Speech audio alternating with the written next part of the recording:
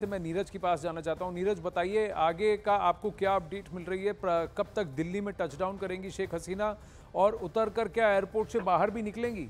कोई उनसे मिल रहा है, कोई बात कर रहा है या सिर्फ फोन पे बातचीत हो रही? देखिए आनंद, जो हमें जानकारी मिली है सूत्रों के हवाले से, वो लंदन जा रही है, पहली चीज। दूसरी चीज, बीच में क्या व्यवस्था है, क्या टेक्निकलिटीज है, उस बारे में किसी ने जानकारी नहीं दी है, लेकिन लंदन जाने की एक जानकारी हम तक आई है।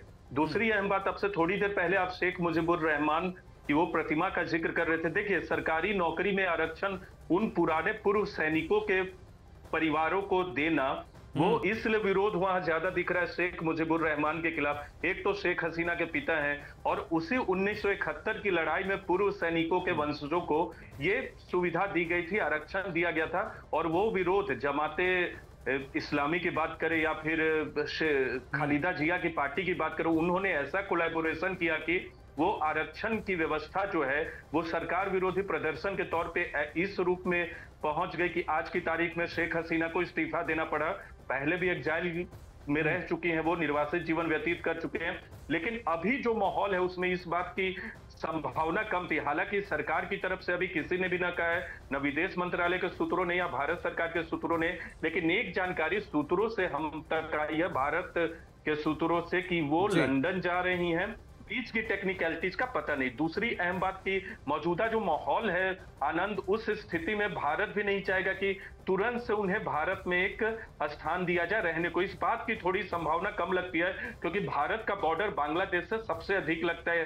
जी। 5 राज्य उनके बॉर्डर से लगे, और भारत के लिए भी यह चुनौतीपूर्ण स्थिति होगी। अब आर्मी वहां आने वाले वक्त में कैसी व्यवस्था करती है, हमारे एक एक्सपर्ट जी। बता रहे थे कि हो सकता है मौजूदा मेंबर ऑफ पार्लियामेंट से किसी को ताजपोशी कराई जाए प्रधानमंत्री के तौर पे, देखिए लेकिन क्या वेट क्या एंड वॉच की स्थिति। देखिए क्या क्या हो सकता है, बहुत सारी हैं, लेकिन मैं भारत के पर्सपेक्टिव से इसे देखना चाहूँगा। पिनाक रंजन जी हमारे साथ हैं। नीरज, धन्यवाद।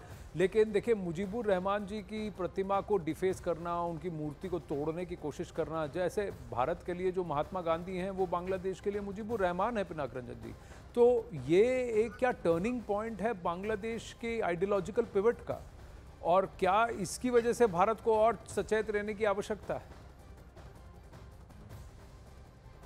आनंद, are you asking me? Yes Pinak Ranjan ji, I am asking you.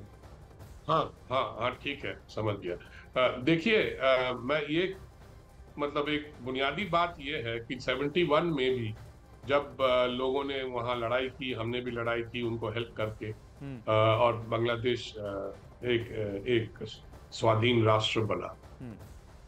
30 से 35% लोग उस जमाने में भी नहीं चाहते थे कि बांग्लादेश पाकिस्तान से अलग। तो मुझे लगता है कि जो पाकिस्तान से प्रेरित हैं उस तरह के लोग अभी भी जिंदा हैं बांग्लादेश में। और उस तरह के लोग, और जो इस्लामिस्ट पर्टिकुलरली है, उनके दो दो चीजें होती है। एक तो वो मुजीब को पसंद नहीं करते हैं, क्योंकि वो समझते हैं कि पाकिस्तान बनना है, बांग्लादेश बनना ही नहीं चाहिए था, और मुजीब उसके लिए जिम्मेदार है। और दूसरी चीज होती है कि वो इस्लाम में जैसे आइडल्स जो होते हैं ना, वो एक हराम है या बैंड है। तो ये आइडल्स वगैरह पहले भी अटैक हो चुके हैं। हिफाजत इस्लाम बोल के एक और इस्लामिस्ट पार्टी है, जिन्होंने मुजीबुर रहमान के जो स्टैचूज है उनको अटैक करके तोड़ा है। तो वही रिपीट, मुझे तो वो रिपीट दिख रहा है उसी का, क्योंकि अभी अभी अराजकता है वहां पे। कुछ भी कर लो, आप जाके किसी को मार लो, तोड़ लो, ये तो हो रहा है। और बांग्लादेश आर्मी ने कहा कि हम गोली नहीं चलाएंगे। अरे गोली नहीं चलाओगे तो फिर ये तो होना ही है, इस तरह की चीजें। और ये जमाती हैं, कौन है ये देखना पड़ेगा, क्योंकि वो जो दो वहां पे चढ़े हुए हैं उनको देखना पड़ेगा कि ये जमाती तो नहीं है, क्योंकि जमाती is also hate Mujibur, because उन्होंने पाकिस्तान तोड़ा। वो समझते हैं उन्होंने पाकिस्तान तोड़ा, और फिर वो समझते हैं कि ये जो आइडल्स वगैरह हैं ये हराम है, ये गैर इस्लामिक है। तो इस तरह की चीजें हैं उनकी माइंडसेट में। तो ये उस तरह के लोग भी हो सकते हैं। पर आपको क्या लगता है कि क्या भारत, आशिका सिंह भी इस वक्त हमारे साथ जुड़ रही हैं, लेकिन क्या भारत को इसे कैसे हैंडल करना चाहिए? पिनाक रंजन जी, मैं जानना चाहूँगा। भारत ने उन्हें सेफ पैसेज दिया, अगरतला में रुक कर फिर वहाँ से अब दिल्ली तक आ रही हैं, दिल्ली से वो कमर्शियल फ्लाइट से जाती हैं या बांग्लादेश एयरफोर्स की फ्लाइट से जाती हैं, देखने वाली बात होगी।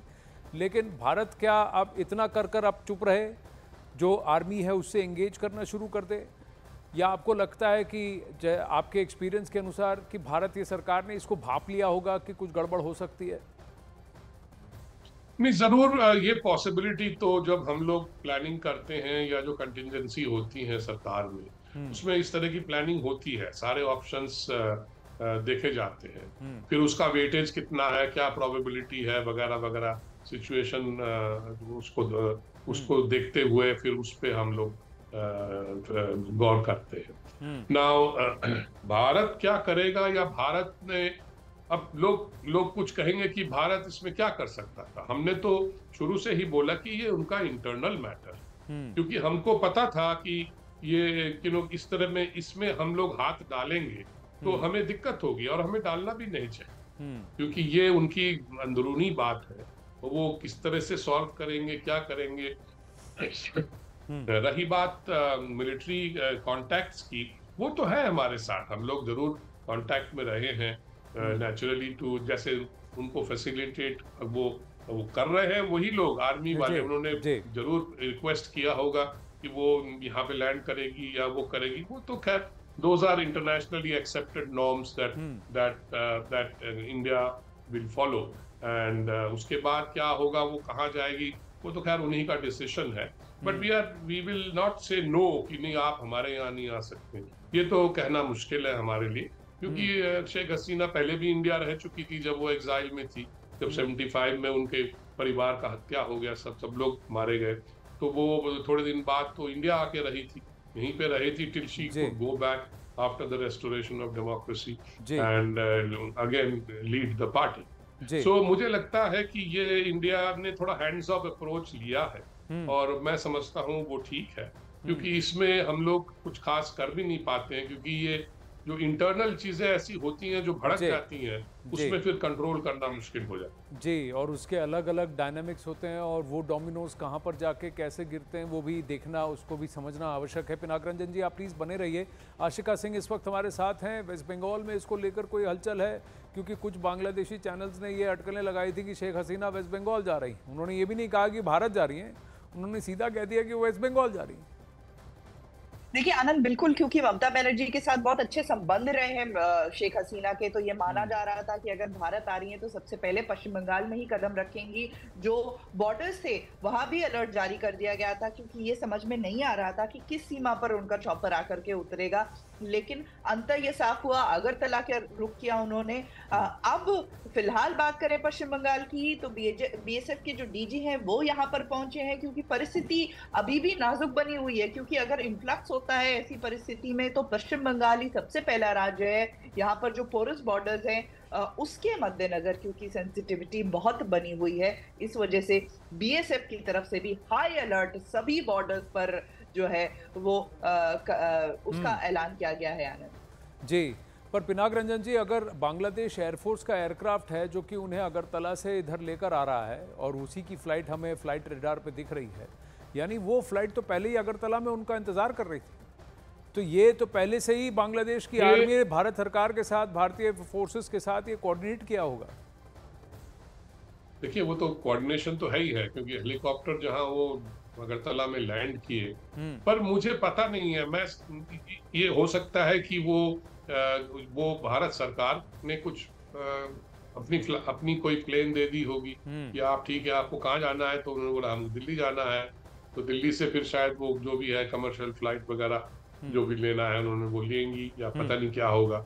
तो ये भी हो सकता है कि वो जो फ्लाइट जो आप लोग ट्रैक कर रहे हैं वो शायद इंडियन एयरक्राफ्ट हो, जो उनको फेरी कर रहा है फ्रॉम अगरतला टू दिल्ली। जी, so I am not so sure which aircraft. जी, देखिए, अभी कुछ ढाका में आगजनी चल रहा है, आर्सन, वैंडलिज्म, अराजकता देखने को मिल रही है। बड़ी खबर सामने आ रही है कि ढाका में अवामी लीग के दफ्तर में आगजनी हुई है। शेख हसीना की पार्टी के दफ्तर में इस वक्त आगजनी हुई है। बड़ी खबर ये आ रही है कि शेख हसीना के पार्टी के दफ्तर में आगजनी हुई है, अवामी लीग के दफ्तर में तोड़फोड़ हुई है, और जैसा पिनाक रंजन जी कह रहे थे और कमर आगा जी भी कह रहे थे कि बीएनपी बांग्लादेश नेशनल पार्टी, जो कि खालिदा जिया की पार्टी है, और जो जमाते इस्लामी बांग्लादेश है, JM, वो उनके काडर भी अवामी लीग और छात्र लीग पर अपना गुस्सा निकालेंगे और ये थोड़ी सी ये वायलेंस और दंगाबाजी हमको देखने मिलेगा। अब चैलेंज ये है कि बांग्लादेशी सेना कितनी मुस्तैद होती है और कैसे इस अराजकता को कंट्रोल करती है। पिनाक रंजन जी, इज दिस अ कंसर्न या फिर ये एक्सपेक्टेड लाइंस पे था कि पीएम के निवास पर और फिर अवामी लीग के हेडक्वार्टर्स और मेन ऑफिस पर जाकर की तोड़फोड़ हो? ये देखिए पूरे ऑफिस को रैंसैक कर दिया है। अब ये अराजकता ज़्यादा दिन तो नहीं चलने दी सकता। आर्मी को कभी ना कभी तो क्रैकडाउन करना पड़ेगा, सख्त होना पड़ेगा। बिल्कुल करना पड़ेगा। आर्मी थोड़ी छूट दे रही है, मुझे लगता है कि वो जो कहते हैं ना कि टू लेट आउट स्टीम, तो कि अच्छा थोड़ा कर लो, इससे क्या फर्क पड़ता है। पर उसके बाद आर्मी सख्त हो जाएगी 2-4 दिन बाद। वो कहेंगे कि फिर आर्मी को मूव करना पड़ेगा जी। ये और फिर आर्मी और हमारे बॉर्डर्स पर है। कितना प्रेशर पड़ेगा पिनाक रंजन जी? ये कुछ तस्वीरें आ रही हैं जहां पर लोग लीगल डॉक्यूमेंट्स के साथ बांग्लादेश से भारत के अंदर आते हुए दिख रहे हैं, लेकिन 90 के दशक में हमें बहुत बड़ा वहां से पलायन झेलना पड़ा था। नहीं, बहुत बड़ा पलायन मैं नहीं समझता हूँ होगा, पर कुछ तो होगा, क्योंकि कुछ लोग जो डर जाएंगे इस वायलेंस से, बॉर्डर एरियाज या कहीं से भी, तो वो लोग समझते हैं कि चलो उधर जाके कुछ दिन रह के वापस आ जाएंगे। तो इस तरह का जो रवैया है वो हम देखे हैं पहले, तो ये होता है वहाँ पे। और वैसे भी थोड़े बहुत लोग तो घुसपैठियां तो आते ही रहते हैं, फिर स्मगलिंग होता है, फिर ह्यूमन ट्रैफिकिंग होता है। तो इसलिए बीएसएफ को सतर्क तो होना ही चाहिए, क्योंकि और मेरे ख्याल में ऑर्डर्स इशू भी हो गए हैं कि वो सतर्क हो जाएं, हाई अलर्ट पे चले जाएं। तो ये तो होने वाला था। तो ये नेचुरल है, ये गवर्नमेंट का रिएक्शन जो है जी। ये पहले भी हम लोग, ये जो सेट पैटर्न्स हैं, ये सब स्टैंडर्ड ऑपरेटिंग प्रोसीजर्स हम कहते हैं इसको, तो ये तो इम्प्लीमेंट हो ही। आप जरा ये फ्लाइट रेडार का अपडेट देख लेते हैं। नई दिल्ली के पास पहुंचती हुई ये फ्लाइट रेडार, ये तस्वीरें हैं नई दिल्ली एयरपोर्ट की, लेकिन उस फ्लाइट ट्रैकर को देखेंगे थोड़ी देर पहले वो हज़ारीबाग और धनबाद के ऊपर से क्रॉस करता हुआ उत्तर प्रदेश के इलाके में आता हुआ दिख रहा था। उस एयर स्पेस को लांघते हुए उसे दिल्ली की तरफ आना है तो कम से कम 1 घंटे का समय, 1-1.5 घंटे का समय और लग सकता है, जिस तेज़ी से वो एयरक्राफ्ट आ रहा होगा और या मूव कर रहा होगा। शैलेंद्र वांगू इस वक्त हमारे साथ हैं। कोई एक्सपेक्टेशन है शैलेंद्र वांगू की किस एट व्हाट टाइम इनकी लैंडिंग दिल्ली में हो सकती है? और अभी तक कोई भी वर्ड है कि शेख हसीना क्या कमर्शियल फ्लाइट से लंदन जाएंगी, वहीं एयरपोर्ट से ही चली जाएंगी, या फिर रात यहाँ रुकने वाली है दिल्ली में? देखिए, जब भी इस तरह की एग्जिट होता है किसी कंट्री से, किसी हेड ऑफ द स्टेट का, तो जाहिर तौर पर उनके आसपास के जो भी ट्रैवल प्लान्स होते हैं वो पब्लिक डोमेन में नहीं आते हैं। तो ऐसे में अगर वो इंडियन एयर स्पेस में उनका एयरक्राफ्ट के साथ मौजूद है, तो जाहिर तौर पर उसके लिए परमिशन पहले इंडियन गवर्नमेंट से, इंडियन जो सिविल अथॉरिटीज हैं उनके साथ पहले कोऑर्डिनेट करना पड़ता है इस तरह के मूवमेंट के लिए।